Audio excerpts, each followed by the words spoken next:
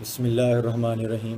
آج ہم پارہ نمبر 21 کے اہم مضامین کا خلاصہ دیکھیں گے۔ سورہ عنکبوت کا جو حصہ 21ویں پارہ میں ہے، اس کے اہم مضامین درج ذیل ہیں۔ نمبر 1، 21ویں پارہ کی پہلی آیت جو کہ حقیقت میں عنکبوت کی 45 ہے، اس میں کتاب اللہ کی تلاوت اور نماز کی پابندی کا حکم دیا گیا ہے۔ نماز کا فائدہ یہ بتا دیا گیا ہے کہ یہ بے حیائی اور بری باتوں سے روکتی ہے۔ حقیقت وہی ہے جو حکیم و خبیر ذات نے بیان فرمائی ہے۔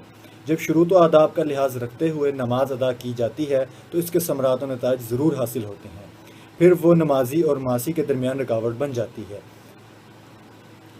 امام ابو العالیہ رحمہ اللہ فرماتے ہیں کہ نماز میں 3 صفات پائی جاتی ہیں: اخلاص، خشیت اور ذکر اللہ۔ اخلاص نمازی کو نیکی پر آمادہ کرتا ہے، خشیت اسے برائیوں سے روکتی ہے، اور ذکر اللہ جو کہ قرآن ہے وہ اسے نیکی کا حکم بھی دیتا ہے اور منکرات سے روکتا بھی ہے۔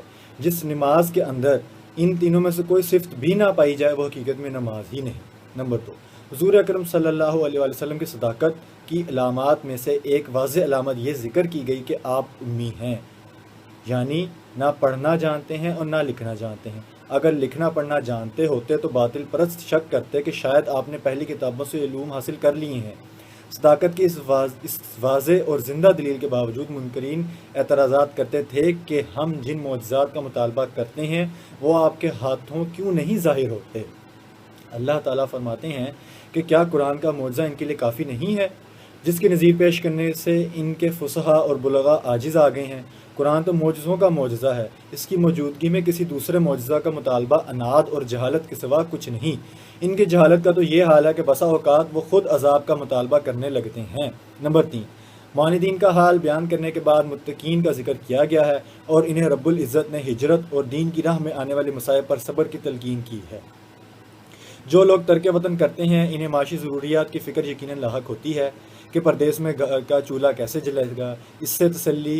اس لیے تسلی دیتے ہوئے فرمایا گیا ہے کہ جو اللہ کمزور جانوروں کو رزق دیتا ہے وہی تمہیں بھی دے گا، اس لیے ہجرت کی صورت میں تمہیں فقر سے ڈرنے کی ضرورت نہیں۔ نمبر 4، کہا جا سکتا ہے کہ اس صورت کی آخری آیت میں پوری سورت کا ایک خلاصہ اللہ تعالیٰ نے بیان کر دیا ہے۔ جو لوگ ہمارے لیے مجاہدہ کرتے ہیں ہم انہیں ضرور اپنے راستے دکھاتے ہیں، اور بے شک اللہ نیکوکاروں کے ساتھ ہے۔ جو لوگ اللہ کو راضی کرنے کے لیے اپنے نفس و شیطان اور دشمنان دین کے ساتھ جہاد کرتے ہیں اللہ تعالیٰ انہیں دنیا اور آخرت میں سعادت کی راہ تک پہنچنے کی توفیق عطا فرما دیتا ہے۔ سورہ روم۔ سورہ روم مکی ہے، اس میں 60 آیات ہیں اور 6 رکوع ہیں۔ قرآن کریم کے وجوہ اعجاز میں سے ایک اہم وجہ اس کی پیش گوئیاں بھی ہیں۔ اس سورت کے شروع میں ایک پیش گوئی مذکور ہے جو بعد میں حرف بحرف سچی ثابت ہوئی۔ اس پیش گوئی کا پورا ہو جانا انتہائی غیر معمولی اور غیر عادی واقعہ تھا، کیونکہ جس وقت قرآن نے خبر دی تھی اس وقت ایرانی رومیوں پر پوری طرح چھائے ہوئے تھے۔ رومی مقبوضات اور نوبادیاں یکے بعد دیگر ایرانیوں کے ہاتھ آتے جا رہے تھے، اور اس وقت رومی سلطنت زندگی اور موت کی کشمکش میں مبتلا تھی۔ سرحدی حالات کے علاوہ اندرونی حالات بھی انتہائی ابتر تھے۔ پورے یورپ میں غدر مچا ہوا تھا۔ رومیوں کا بادشاہ ہرقل زوال کی تیز آندھیوں کے سامنے بے بس ہو چکا تھا، ہر ذلت و پسپائی سے سمجھوتا کر چکا تھا۔ چونکہ ایرانی مشرک اور آتش پرست تھے جبکہ رومی خدا پرست تھے، اس لیے مشرکین مکہ اپنے ہم مذہبوں کے غلبہ کی خبریں سن کر خوشی سے بگلیں بجاتے تھے۔ ان مخدوش حالات میں قرآن نے پیش گوئی کی کہ 9 سال کے اندر رومی ایرانیوں پر غالب آ جائیں گے۔ یقیناً مشرکین نے قرآن کے اس اعلان اور اطلاع کا خوب مذاق اڑایا ہوگا، لیکن ٹھیک 9 سال کے اندر قرآن مجید کی عظیم الشان پیش گوئی پوری ہو کر رہی۔ رومیوں نے ایرانیوں کے جاہ و جلال کو اپنے پیروں تلے روند ڈالا اور سلطنت ایران کے قلب میں رومی جھنڈا نصب کر دیا۔ مذکورہ پیش گوئی کے علاوہ جو اہم مضامین سورہ روم میں بیان ہوئے ہیں وہ درج ذیل ہیں۔ سورہ روم اس مارکہ کی حقیقت بتاتی ہے جو حزب الرحمن یعنی رحمان کی جماعت اور حزب الشیطان یعنی شیطان کی جماعت کے درمیان قدیم زمانہ سے جاری ہے۔ کفر و ایمان اور حق و باطل کے درمیان یہ مارکہ اس وقت تک جاری رہے گا جب تک کہ فیصلہ کا دن نہیں آ جاتا۔ اس دن نہ صرف یہ کہ مارکہ ختم ہو جائے گا بلکہ دونوں جماعتوں میں بھی الگ الگ ٹھکانے پہنچا دیا جائے گا۔ ارشاد باری تعالیٰ ہے جس دن قیامت برپا ہوگی وہ الگ الگ فرقے ہو جائیں گے، اہل ایمان کو جنت میں جگہ دی جائے گی اور کافروں کو عذاب میں ڈال دیا جائے گا۔ نمبر 2، اس صورت بتاتی ہے کہ ہر زمانے میں اللہ کا دستور رہا ہے کہ وہ حق کو باطل پر غلبہ عطا کرتا ہے۔ اگر کہیں اہل حق مغلوب ہوں تو انہیں اپنا محاسبہ کرنا چاہیے کہ کہیں ایسا تو نہیں کہ انہوں نے باطل کے طور طریقے اپنا لیے ہوں اور باطل پرستوں نے حق کے بعض اصول اختیار کر لیے ہوں۔ نمبر 3، اس صورت میں متعدد ایسے تکوینی دلائل اور مشاہد مذکور ہیں جس کو اللہ تعالیٰ کی عظمت و قدرت کی گواہی دیتے ہیں۔ صورت کے اختتام پر ان کفار مکہ کے ذکر ہے جو مردوں کی طرح تھے، نہ تو آیات الہیہ کو سنتے تھے نہ دیکھتے تھے، اور نہ ان میں غور و فکر کرتے تھے، نہ یہ سر قبول کرتے تھے۔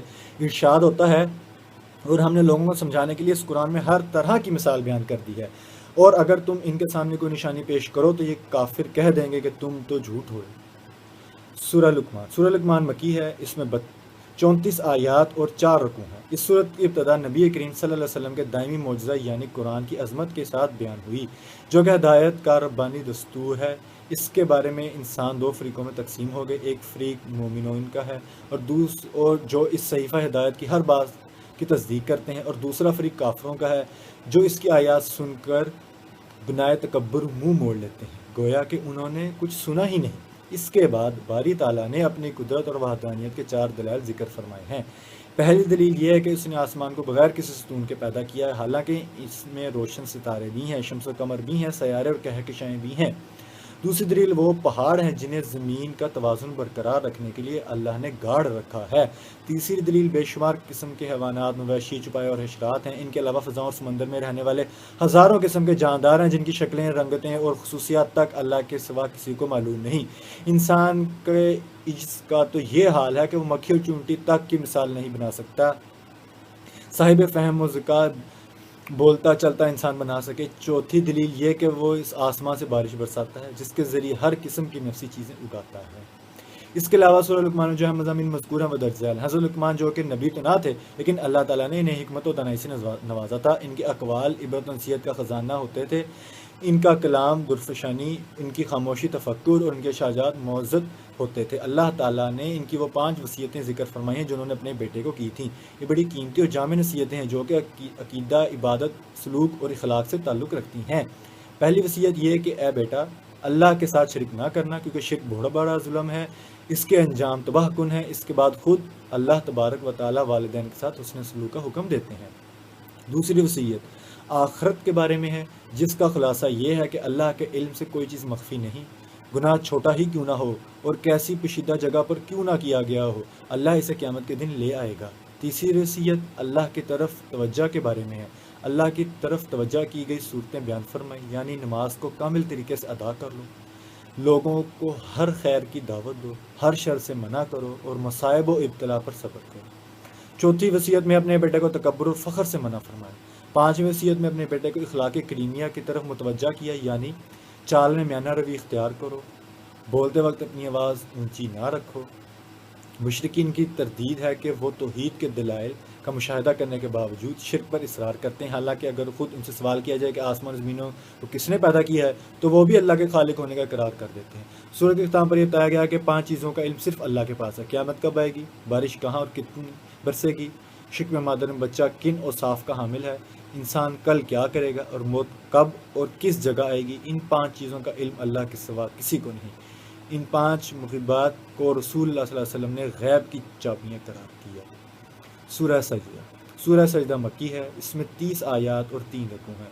اس سورت میں جو اہم مضامین بیان ہوئے ہیں وہ درج ذیل ہیں۔ نمبر 1، سورت کی ابتدا میں قرآن کی حقانیت کا بیان ہے جس کا اعجاز واضح ہے، اس کی صداقت کے دلائل روشن ہیں، اس کا انداز بیان انسانی کلام سے بالکل الگ ہے، لیکن اس کے باوجود کفار مکہ حضور اکرم صلی اللہ علیہ وسلم پر تہمت لگاتے تھے کہ آپ نے کلام خود گھڑ لیا ہے۔ نمبر 2، یہ سورت اللہ کی وحدانیت اور اس کی قدرت کے دلائل بیان کرتی ہے، یعنی آسمان و زمین کو اسی نے پیدا کیا ہے، ہر کام کی تدبیر وہی کرتا ہے، پانی کی ایک حقیر قطرے سے انسان کو اسی نے پیدا کیا ہے۔ نمبر 3، یہ سورت مجرموں اور مومنوں دونوں کا حال بتلاتی ہے کہ مجرم قیامت کے دن سر جھکائے کھڑے ہوں گے، ان پر ذلت چھائی ہوئی ہوگی اور وہ آرزو کریں گے کہ کاش ہمیں دنیا میں لٹا دیا جائے تو ہم نیک اعمال کریں۔ دوسری طرف مومنین کے بارے میں بتلایا گیا کہ وہ دنیا میں اللہ کے سامنے جھکے رہتے ہیں، راتوں کو ان کے پہلو بستر سے جدا رہتے ہیں، وہ اللہ کے عذاب سے ڈرتے رہتے ہیں اور اس کی رحمت کی امید بھی رکھتے ہیں۔ علاوہ ازیں اللہ کے دیے ہوئے اموال کو اللہ کی رضا کے لیے خرچ کرتے ہیں۔ ان کے بارے میں فرمایا گیا کوئی متنفس نہیں جانتا کہ ان کے لیے آخرت میں آنکھوں کی کیسی ٹھنڈک چھپا کر رکھی گئی ہے۔ یہ ان اعمال کا صلہ ہے جو وہ کیا کرتے تھے۔ سورہ کے اختتام پر حضرت موسیٰ علیہ السلام کو تورات دیے جانے کا ذکر ہے، جو کہ اس بات پر تنبیہ ہے کہ حضور صلی اللہ علیہ وسلم اور حضرت موسیٰ علیہ السلام کی رسالت میں مشابہت پائی جاتی ہے۔ سورہ احزاب مدنی ہے، اس میں 73 آیات اور 9 رکوع ہیں۔ اس صورت میں 3 موضوعات سے بحث کی گئی ہے، یعنی اجتماعی آداب، تشریعی احکام اور بعض غزوات کا بیان ہے، جیسے کہ غزوہ احزاب، غزوہ بنی قریظہ، اور ان دونوں غزوات میں منافقین کی حالت۔ اس صورت کے اہم مضامین درج ذیل ہیں۔ پہلی 2 آیتوں میں اپنے نبی کے واسطے سے نبی کی امت کو ایسے 4 امور کا حکم دیا ہے کہ جو حقیقت میں فلاح اور سعادت کے عناصر ہیں۔ پہلا یہ کہ اللہ سے ڈرتے رہیں، دوسرا یہ کہ کافروں و منافقوں کی آراء کی اتباع نہ کریں، تیسرا یہ کہ وحی الہ کی اتباع کرتے رہیں، چوتھا یہ کہ اللہ پر اعتماد اور بھروسہ کریں۔ یہاں یہ نقطہ ملحوظ رہے کہ اللہ تعالیٰ نے پورے قرآن میں کہیں بھی ہمارے آقا صلی اللہ علیہ وسلم کو یا محمد کہہ کر نہیں پکارا، یہاں بھی یا ایھا النبی کہہ کر خطاب کیا ہے، جبکہ دوسری انبیاء کو یا آدم، یا نوح، یا موسیٰ، یا عیسیٰ، یا زکریا کہہ کر خطاب کیا گیا۔ نمبر 2، زمانہ جاہلیت کے بعض معتقدات اور عادات کی تردید کی گئی ہے، جن میں بعض سے عقلی اعتبار سے باطل تھیں اور بعض شرعی اعتبار سے قبیح تھیں۔ یہاں آیات نمبر 4 میں 3 جاہلانہ خیالات تصورات کر دی گئی ہے۔ ان کا یہ خیال تھا کہ بعض لوگوں کے سینے میں 2 دل ہوتے ہیں۔ اس خیال کی رد میں فرمایا گیا کہ اللہ نے کسی آدمی کے پہلو میں 2 دل نہیں بنائے، دل تو بس ایک ہی ہوتا ہے، یا اس میں ایمان ہوگا یا کفر ہوگا۔ ایک ہی دل میں کفر اور ایمان دونوں جمع نہیں ہو سکتے۔ اس سے ان منافقین کی تردید بھی ہوگی جنہوں نے کفر اور ایمان کے درمیان ایک تیسرا درجہ نفاق کا بھی تجویز کر رکھا تھا۔ نمبر 2، جاہلی اظہار یہ تھا کہ اگر کوئی شخص اپنی بیوی کو کہہ دیتا کہ تم میرے اوپر ایسے ہو جیسے میری ماں کی پشت، تو ان الفاظ کے کہنے سے اس کی بیوی ہمیشہ اس کے لیے حرام ہو جاتی، لیکن قرآن نے بتایا کہ کفارہ دینے سے بیوی حلال ہو جائے گی۔ نمبر 3، اسلام سے قبل منہ بھلے بیٹے کا حکم حقیقی بیٹے جیسا ہوتا تھا۔ قرآن نے اس غلط تصور کی تردید کی۔ نمبر 3، جب منہ بولا بیٹا کے تصور کی تردید ہو گئی اور بتا دیا گیا کہ حضور اکرم صلی اللہ علیہ وسلم زید بن حارثہ رضی اللہ عنہ کے حقیقی والد کا حکم نہیں رکھتے، تو پھر یہ اعلان کیا گیا کہ آپ کی ابوت ساری امت کے لیے عام ہے، آپ کی ازواج مطہرات ساری امت کی روحانی مائیں ہیں، ان کا ادب و احترام واجب ہے اور ان کے ساتھ نکاح کرنا حرام ہے۔ نمبر 4، اس کے بعد 19 آیات میں غزوہ احزاب اور غزوہ بنی قریظہ کی تفصیل ہے۔ غزوہ احزاب شوال 5 ہجری میں ہوئی، جو مشرکین کے 10 یا 15 ہزار جنگجوؤں نے مدینہ کا محاصرہ کر لیا۔ یہ جنگجو مختلف قبائل سے تعلق رکھتے تھے، یہود بنی قریظہ جن کے ساتھ مسلمانوں کا صلح تھا اور ایک دوسرے کے دشمن کے ساتھ تعاون نہ کرنے کا معاہدہ تھا، انہوں نے اس معاہدہ کی کھلم کھلا خلاف ورزی کی اور ابو سفیان کے ساتھ تعاون کیا۔ مسلمان صرف 3000 تھے۔ حضرت سلمان فارسی رضی اللہ عنہ کی رائے پر عمل کرتے ہوئے مدینہ کے شمال مغرب میں جہاں سے دشمن کے حملہ آور ہونے کا خطرہ تھا، خندق کھود دی گئی، اس لیے اسے غزوہ خندق بھی کہا جاتا ہے، اور احزاب اس لیے کہتے ہیں کیونکہ اس میں مختلف جماعتیں اور مختلف قبائل شریک تھے۔ ان جنگجوؤں نے تقریباً 1 ماہ تک مدینہ کا محاصرہ کیے رکھا، پھر نعیم بن مسعود غطفانی کی کوششوں سے یہود اور قریشی اور غطفانی لشکر کے درمیان پھوٹ پڑ گئی۔ اللہ کی طرف سے ان دنوں طوفانی آندھی آ گئی، جس کی زد میں آ کر ان کے خیمے اکھڑ گئے، جانور بھدک گئے اور ان کے عزائم پست ہو گئے، اور پھر قریش اور غطفان اور دوسرے قبائل اپنے مذموم مقاصد کی تکمیل کے بغیر راہ فرار اختیار کر گئے۔ ابو سفیان ان کی حمایتوں کے چلے جانے کے بعد مسلمانوں نے بنی قریظہ کا محاصرہ کر لیا اور ان کی عہد شکنی کی عبرتناک سزا دی۔ اللہ تعالیٰ نے مذکورہ آیات میں ان دونوں غزوات کا حال اور مناظر بیان کیے ہیں اور مسلمانوں کو بشارت سنائی ہے کہ عنقریب انہیں مزید فتوحات حاصل ہوں گی۔ چنانچہ مسلمانوں نے نہ صرف فارس اور روم بلکہ 20 ملک اور سینکڑوں شہر فتح کیے، اور انشاءاللہ قرآن کے ساتھ تعلق مضبوط اور دل میں ایمان راسخ ہو جانے کے بعد پورے عالم کو فتح کر لیں گے۔